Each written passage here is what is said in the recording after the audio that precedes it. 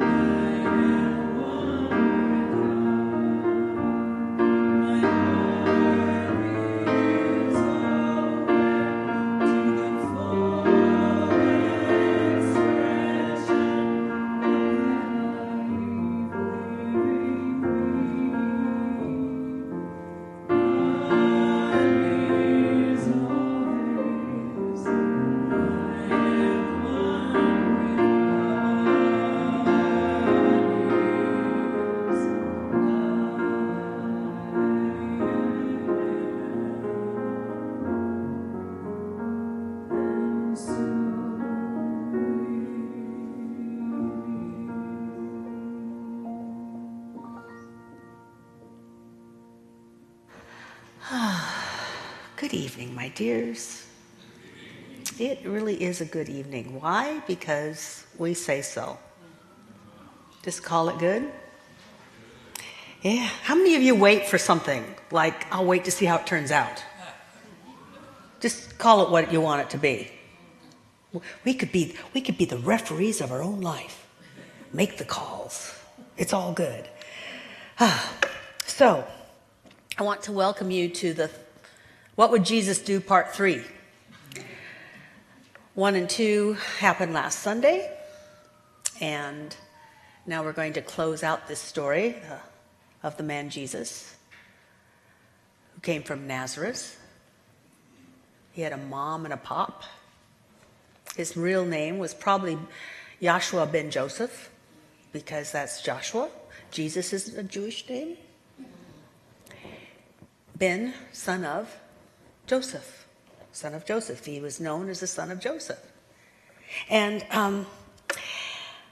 as I go along, we're going to talk about things that might interest you, because one of the things I think, and it's just what I think, I've studied this for a long time, I've come to this conclusion, so I throw it out there. You don't have to believe it, identify with it, or agree with it, but I would like you to think about it. And what I think is that many of the stories told about this human, he actually called himself the Son of Man, which means, Amin, Amin, I am the Son of Man. Verily, verily, I'm just a guy. Just a guy. But the stories that we tell, that were told about him, are also almost, I would call them almost instructions for how we can live as well. So I look, when I'm doing my own personal study, not so much what people said about him after he was gone, but what did he do? Because stories are potent. Now, we may not have the verbiage right, but the stories that are told were told so that the people that followed his way, because he said he had a way. In fact, actually, the first, what we would call Christians, we'd call them Christians. They didn't call themselves Christians. They actually called themselves followers of the way. So what way did he live? And tonight we'll talk about what way did he die? Because you can tell how a person lived by how they die. And not just die, not just like, having your family and friends around you holding you and singing to you and reading scriptures to you and having beautiful music play and incense going on. No. A lot of other stuff was going on besides that. And I'll talk about that tonight. But I'd love for you to consider, how did he do things? How did he respond to what was going on? And could I do the same? Even close. How many of you have ever taken one of those little tests before you take a class or a workshop or a retreat or anything like that? How many of you ever taken one of those tests where they say, on a scale of 1 to 10, how would you rate yourself? Anybody do those rating systems? Yeah. When I read this story, I have to rate myself. Could I? How would I? On a scale of 1 to 10, how forgiving would I be? On a scale of 1 to 10, how would I bless those who are hurting me? I mean, it's like a test to see, are we moving into our spiritual essence and living from there, or are we still clinging to our own humanity? And what he did was he let go of his humanity so his spirit could show forth. Now, that's my idea. And because you're here, hopefully you'll resonate with that as well. So I encourage you to join in, listen to beautiful music, and ask yourself, if this were my story, how would I be participating? How do I participate if this was my story? Because the thing I think about stories, and I learned this from Gene Houston and Joseph Campbell, a story continues to be told over and over again because there's something in it that our souls need. So let's have a little music, and the story will begin.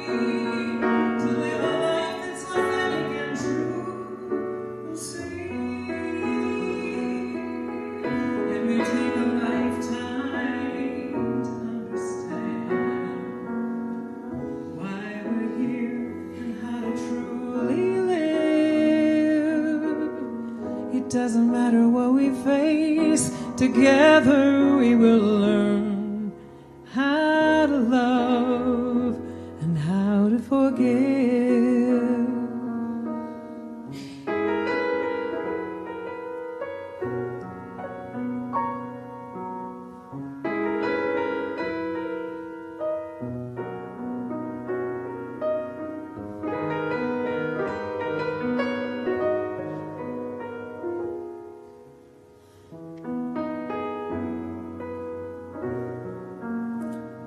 The spark is present everywhere in our birth and through our death. And the traumas we touch unite us, so use every breath to inhale that everlasting ripple, the one that ends where we have just begun. On this path we're all together while we seek and learn. We are loved, we're connected, we're one.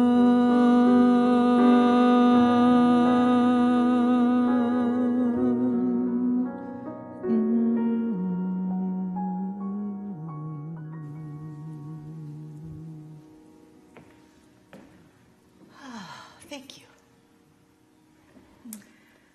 Beautiful. Our wonderful Becca Palm, thank you so much for the lovely music. Our opening prayer was by Reverend Patrick Creelman, and I'm Kathy Ann Lewis, and my pronouns are she, her, and you. Hey, you. How many of you ever like... Anyway, I want to set the stage. A brief history of our Easter story. And I'm trying to put it into more modern context so you can get an idea of what was going on. The Holy Lands, what we would call the Holy Lands, were under Roman occupation. And Caesar, whatever Caesar was around at that time, Caesar was a really tight-fisted dictator. And the people that worked for him, like Pontius Pilate and others, were his lieutenants, and they were expected to keep the peace. In fact, it was called the Pax Romana, meaning don't make waves. Don't make waves. And people who made waves were swiftly dealt with. Swiftly. Not even prison. We actually think that maybe they set up those crosses for Jesus. No, all over the Jerusalem area were lots and lots of crosses. And they were the Roman invention to have the slowest, most painful death possible for anyone that messed with the Pax Romana, the peace of Rome, meaning don't make waves. The closest thing I can think of what we might kind of get the idea of is Russia right now. And there's probably other countries, but I'm just because Russia's in the news. And so have you noticed that people that disagree with certain dictators or presidents that were duly elected in Russia, they just sort of disappear? No matter where they are in the world, they just disappear? That might be me. No, that's not me yet, huh? Sorry. Usually I don't call till 8. Anyway, for those of you that don't get the joke, I call people at 8 o'clock to give them something to think about. Good things. Good things to think about. Because what you think about before you go to sleep goes into your dreams, and your dreams start to shape your life. But anyway, that's another thing. So that's what was going on. People that made waves, that disturbed anything, were crucified.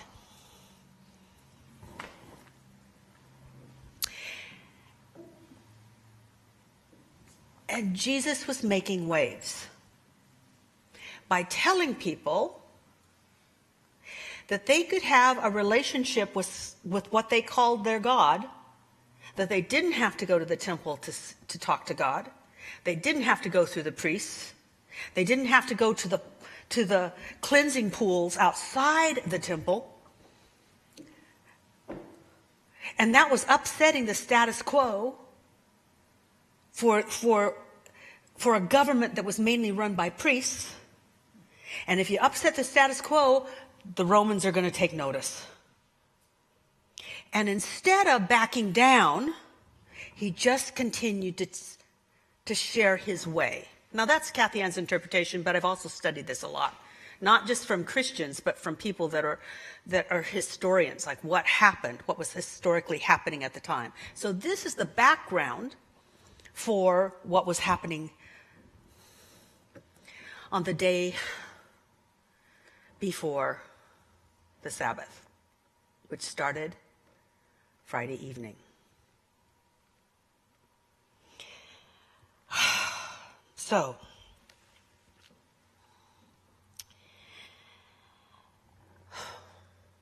one of the things I love about the story is that people are going to go low in this story. And they went low and he went high. I think the Obamas said that, not sure which one. And that's not a political statement, but I've always thought about that. When people go low, can I go high? Oh, no, on a good day. That's my aim. That would be my goal. And when I am prayed up, I do. And boy, he was prayed up.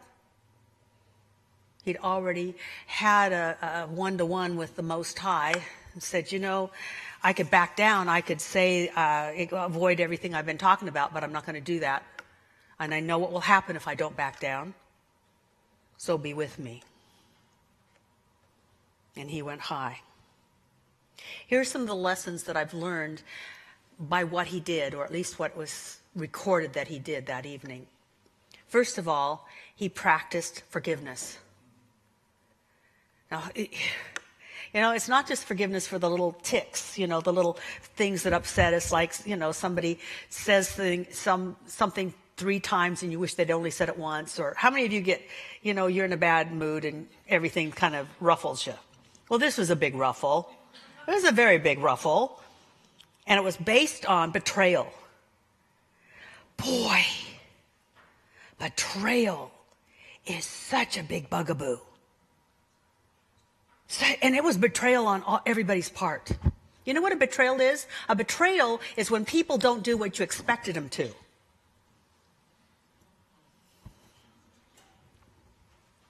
And the people felt betrayed. I mean, he'd been working miracles. He'd been healing people. People were listening to him like he had something to say. They thought they had big plans for him. God's going to make him king. And when he's king, he will have the power to oust the Romans. He wasn't there to oust the Romans. It wasn't his job. But when people wanted it and he didn't do it, they felt betrayed. Why else would they turn against him? Why else would people turn against him so much? Even his own disciples and his own people that he had called, his besties, abandoned him. Well, I don't know him. By the way, the women stayed with him. Wow. Betrayal, betrayal, betrayal. The people felt betrayed, and he was betrayed. But you know what? They went low, he went high. And so it's said that he uttered, forgive them, for they don't know what they're doing. See, when we go how many of you have ever come from such a high place that you watch somebody acting out, but if they knew better, they'd do better? How many of you have been there? Oh, come on. You're alive. You've had a good moment. Come on. Haven't you had a good moment once in a while? Haven't you been to that place where you don't take it personally because you're so prayed up, you know that they're working out their own stuff and you don't take it personally? He was so prayed up, he didn't take it personally. They had high hopes for me. And I have high hopes for me. I'm paraphrasing Jesus. Why not? Everybody else does. But I'm not doing what they expected, and they're disappointed, and they're mad. How many of you, when you've been disappointed, when you're disappointed, doesn't that really trigger a lot of anger? And he knew that. Forgive them. They don't know what they do.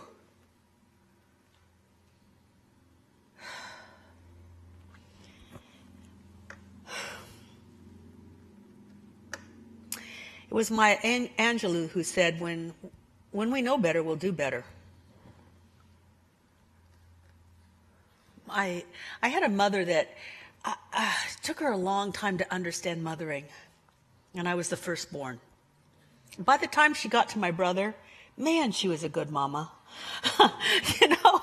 Because when she finally started to know better and see the ramifications of what she was doing, she did better.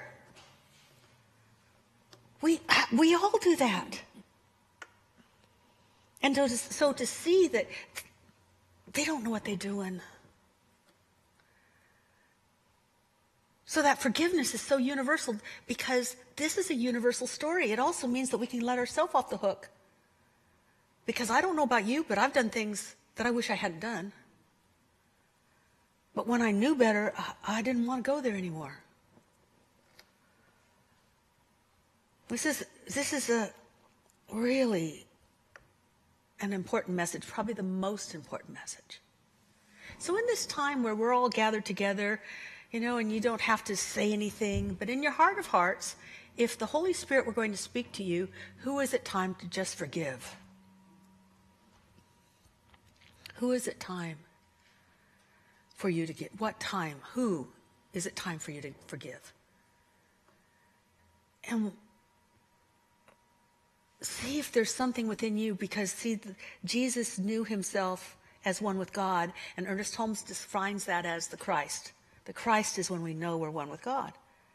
So that Christ is within you. And see if you can't hear that Christ saying, just forgive them. They don't know what they're doing. They didn't know what they were doing. And see if that makes a difference in the way you're feeling or reacting to things. How does it feel to be a forgiving person? The next thing he said is, he said to one of the thieves that was, I don't know what side he was on, but the thief is saying, I've done really bad things and you haven't done anything bad. And Jesus said, according to the story, well, today you'll be with me in paradise. We're both going to die and we'll both be in paradise today. Now, what's that say? Wow. What that says is heaven is not earned. We got to let that paradigm go. That whole thing about earning some place in heaven, either present or future,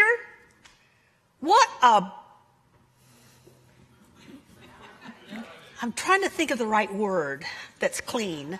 Sham.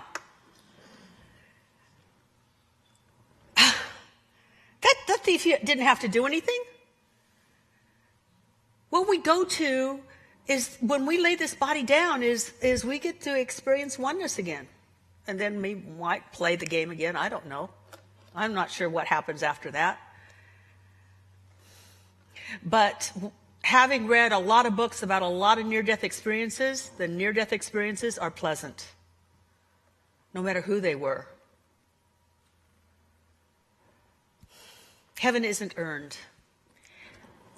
It just needs to be accepted for us to experience it more quickly. Not earned, accepted. Oh, I love that.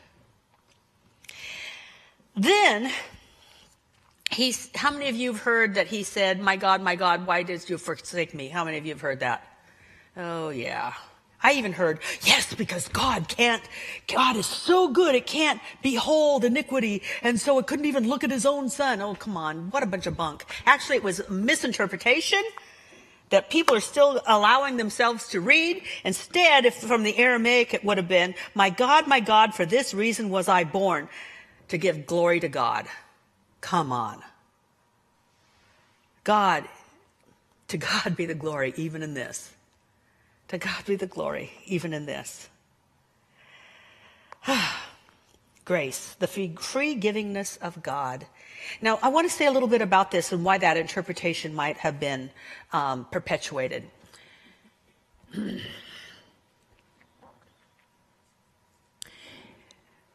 Good Friday is used to make a lot of people feel guilty that they did this to somebody 2,000 years ago. How many of you have heard that?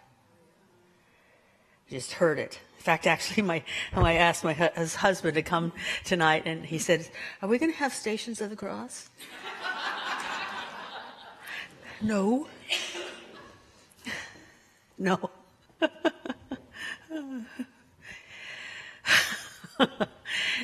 And it's okay. It works for people. If it works for people, that's great. But I want to give an alternative.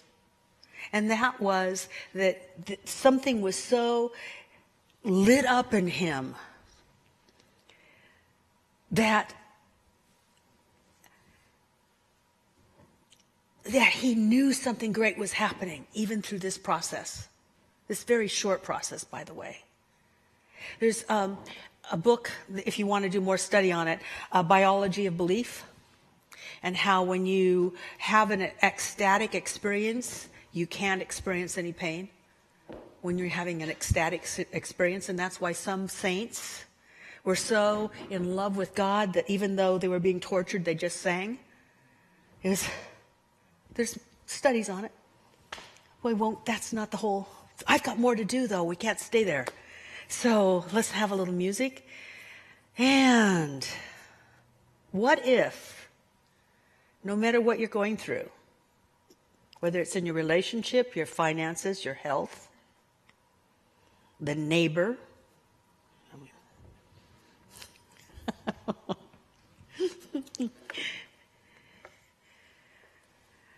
your family, no matter what you were going through, what if it is here in your life experience so that something miraculous can happen through you?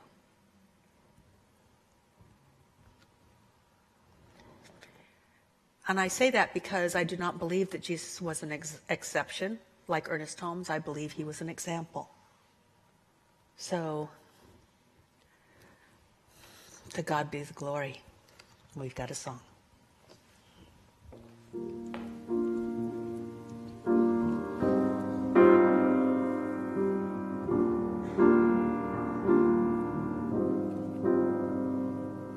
If I ask for understanding, would you give me wisdom, or would you give me peace? If I ask for a vision, would you show the forest, or would you show the trees? You invite me to surrender and promise to supply. When I am in the desert, I must rely.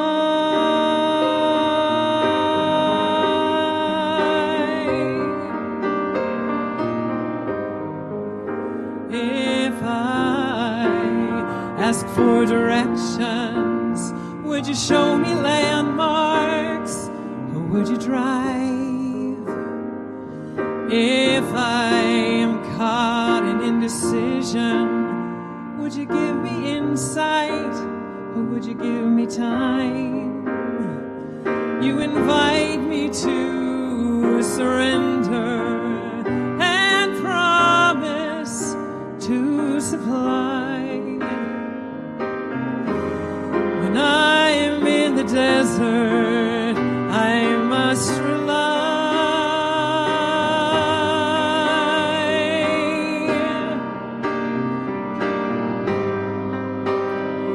If I ask for an answer,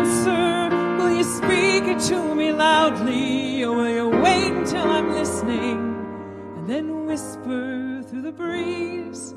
If I ask for perspective, would you take me to a mountain, or would you show me all I need to see when I am on my knees? You invite me to surrender and promise to supply. When I am in the desert, I must rely. I must rely. Sweet,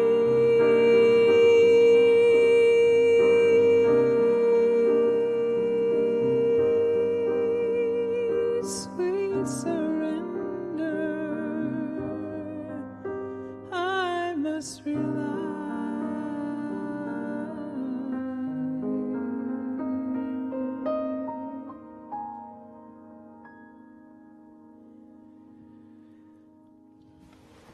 Wow.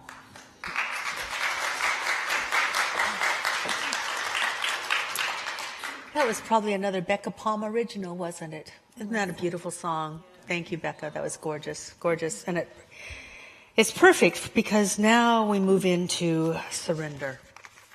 We move into a shift out of suffering. The end of suffering. Jesus, this is a miracle, a miracle. So I told you that crucifixion was invented by the Romans to be the longest, most painful way of death that they could think of. People, they'd give them just enough water so they stay awake for a while, being hung. I mean, just think of it, until finally they just gave up. But it would often take weeks.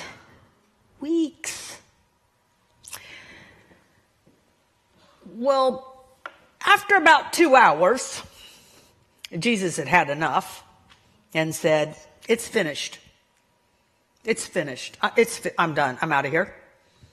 I'm done. This is enough. Enough is enough." And he died. And the reason that they pierced his heart with a spear, or pierced his side with a spear, is because that was like, nobody dies that fast. No, they thought it was impossible. He had to be faking it. Anyway, there is a lesson in this. See, one of the Buddhist teachings, and I'm paraphrasing Kathy Ann style, is pain will happen, upset will happen. We're going to stub our toe. People are not going to like us. We're going to have financial issues. Stuff will happen. I said stuff will happen, right? Stuff is going to happen. But according to Buddhism, suffering is optional. Suffering is when you just hold on. How many of you know, looking at your past, that you held on to things longer than you needed to? You ruminated about it. a little bit longer than you needed to. You recalled it more and more times, even though you probably didn't need to. It's not happening in the present moment, but you go back and you think about it again. Anybody do that? So this lesson is for us. This lesson is, you get to say when you're done with that, I'm done with carrying this forward. I'm done with carrying it. Now, if you want to, there's a little game we can play to just see how strong you are. This is the thing I've loved about this particular service, is that we're going to suffer together for those that want to. You need to spread out if you choose to. If you choose to, it's kind of good to get an experience of suffering. So you would stand up if you want to. If you don't want to, don't have to. And then you're going to put your arms out. Oh, come on. And this represents what you deal with and how strong you are to just keep on keeping on. I can do this. I'm just going to keep on keeping on. You know, it was a big deal. It was a big deal. I'm not letting this thing go. In fact, I can't wait to tell somebody new about it. You know, I want to talk about this a little more. Actually,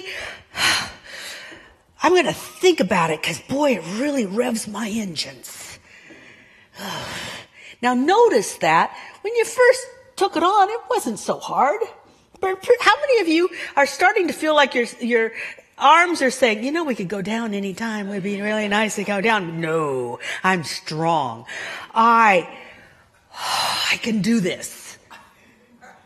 I can really do this. How many of your hands are starting to lose the blood in them? You know, the fingers are starting. But no. Now, I want you to think of what you hold, what you speak about in your mind and maybe to others.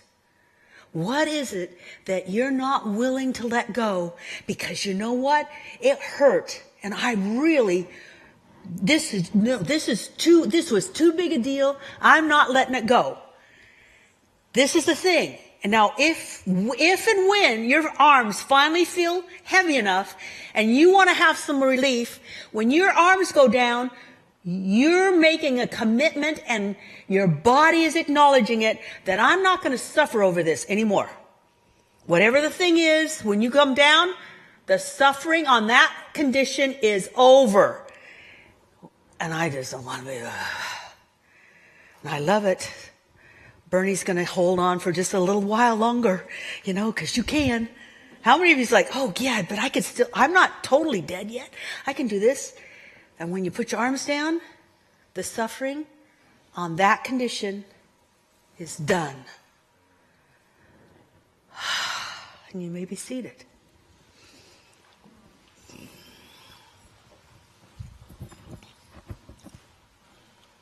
See, the problem is that we can become so familiar with suffering that it's actually kind of comfortable. I'm sorry. And we don't believe we can live another way. Well, the miracle of dying in 2 hours instead of 2 weeks was you get to say when it's over, I'm done with this suffering. It happened, I dealt with it, or it's happening, I'm dealing with it, but I'm not going to suffer. It's not going to go into my dream times. It's not going to go into my conversations. It's not going to go into my ruminations. Oh, my arms feel so much better. They're like, oh, thank you. I'm so grateful. The last lesson from this evening's story, I should say, because it had to happen before evening because they needed to get the body into a tomb before sundown. So it was really still daylight, dusky, perhaps. But the final lesson from the Good Friday story is, Father, into your hands I commit my spirit. Into your hands I commit my spirit. Having done everything I can, having stood up for what I believe in, having told people what I believed in, not backing down out of fear, having been as honest and straightforward as I could be. And this is the finish. I've done my part. God, do yours. It's a beautiful example of what we teach in our form of prayer, which is the last step, is that we let it go. We just let it go. You know, it's like pray, pray, pray, and I'll handle it. It's like, no, I've done I can't do anything more. And we surrender. We surrender our opinion, especially about how things should go. And then we are lifted up. And the story goes that in spirit or body, I'm not sure which, the man Jesus was lifted up. So if this is going to be a story that's our story, What is it time? What is it in your life that you're called to just surrender? You've prayed. You've done your work. You've put up the affirmations. You've done the forgiveness work. And now it's just time to let it go. And let God be God in your life. Let yourself know that.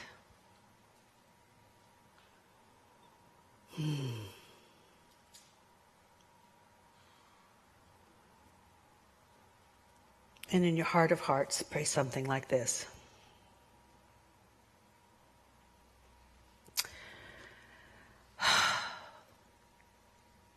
Sweet Spirit,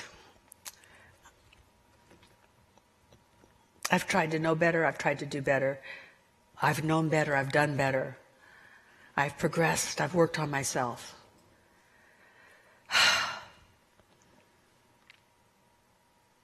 I've been of service. I've been kind.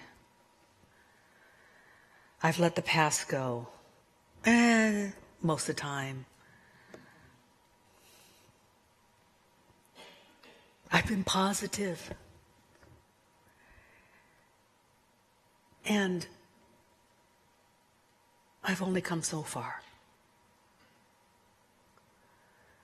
So now I just surrender and I let something beautiful happen in me, as me, and through me.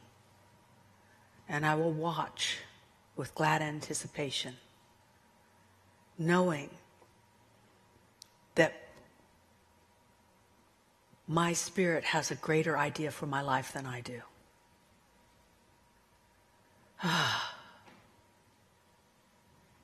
Exquisite rest awaits me. And excitement for the future is mine. And so it is. Thank you. I don't have a, is there a song now? How about an offering? Okay, I'll take an offering. I don't have the thing. So I'll turn the lights up a bit. Thank you. Because it's now time for our offering, and Brad's going to bring up our wonderful basket. Thank you, Brad. And I'm so grateful. Gary, one of our wonderful practitioners, did the altar. Isn't it lovely? It's a gorgeous creation. Thank you. And we have wonderful people that came early to just hold consciousness and be here so that you could walk into a place that was prepared for you in consciousness. I love it. Jesus said to his disciples, I go to prepare a place for you. Well, we have practitioners and ministers that come early to prepare a place for you. And so Reverend Jerry and Reverend Andrea were here, Reverend Patrick. I'm really grateful for all of that. I'm really grateful for Jerry and Robert and Lisa. Thank you for holding consciousness and making this place a gentle remembrance of our own connection with the divine. Thank you so much. So this is the time where you get to support this ministry, to support what goes on here. A kind of like Paul Harvey would say, the rest of the story. Not quite the rest of the story, but another version of the story, because I think this version is needed. So thank you for considering how you would like to support our community. And for those of you that are online, thank you, by the way, for all of you online. And for those of you who are here that didn't bring checkbooks or credit cards, we have Venmo, and we text to give, and you can go to spiritualliving.org. We have a CSL app, by the way, which is really wonderful. Or you could just call the office during the days when Michael will take your call. Not tomorrow. He's working, doesn't work on Saturday. Let's just take a deep breath. And in a moment, we're going to participate in our tradition. We do have a tradition. And the tradition is we make it kind of a ceremonial offering where we actually bring the offering to the basket if we do it in physical form. There's envelopes in front of the seat backs, or in the seat backs in front of you, I should say, for those of you that want to give cash or use a credit card. But right now, move into that heart space. Oh, that Spirit of God that Jesus was so familiar with.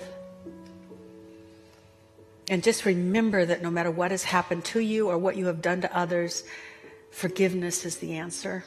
For it's love that builds bridges and tears down walls. Just know that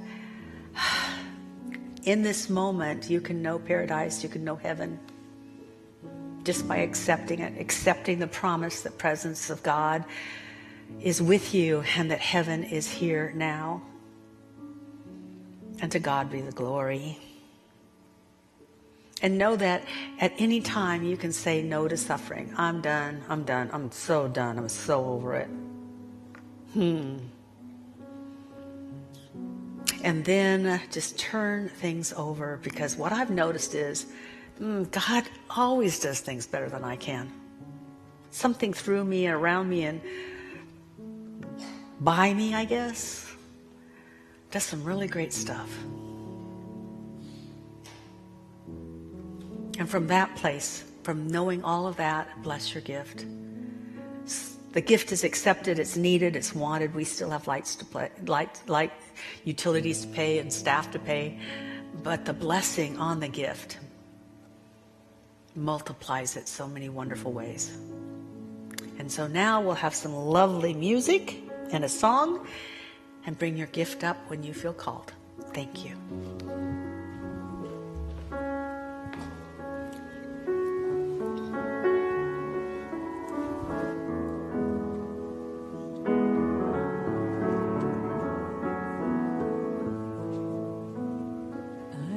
So blessed, I am so blessed, I am so grateful for all that I have. I am so blessed, I am so blessed, I am so grateful, I am so blessed,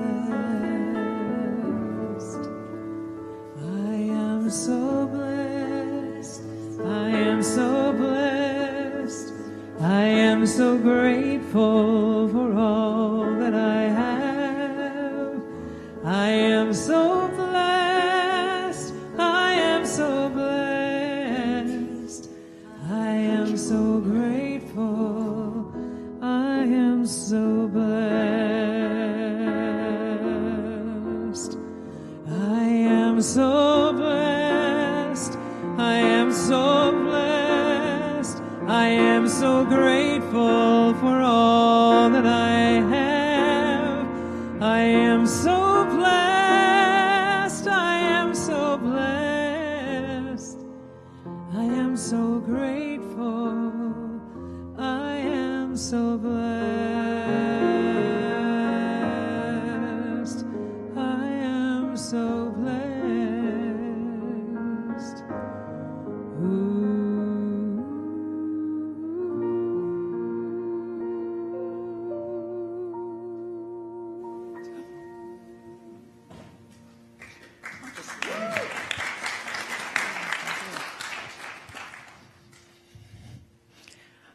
I've been dreaming about this. I never think of a benediction ahead of time, and I've been dreaming about it all week. And I don't remember what I dreamt. So I don't think there's an official prayer circle, but if anybody would like prayer, just come right over here or look for one of us with a purple stole. We love to pray, and we'd be happy to do it with you. I guess I do remember something, and that is that two things I like about Jesus the most is that he was the great example of love That's who he was, what he taught, everything. And the other thing is, he said, greater things shall ye do. And I think about it. In 2,000 years, the world has changed. A lot of miracles. Big, small. So my suggestion for each one of us this week or any time is notice the miracles. They show up in wonderful ways. And when we surrender, and Kathy Ann said something about God has a greater idea, that's all surrendering is just going to let God give me all the love that it wants to. Yay. Doesn't that sound like fun? Let's do it. And so it is. So it is.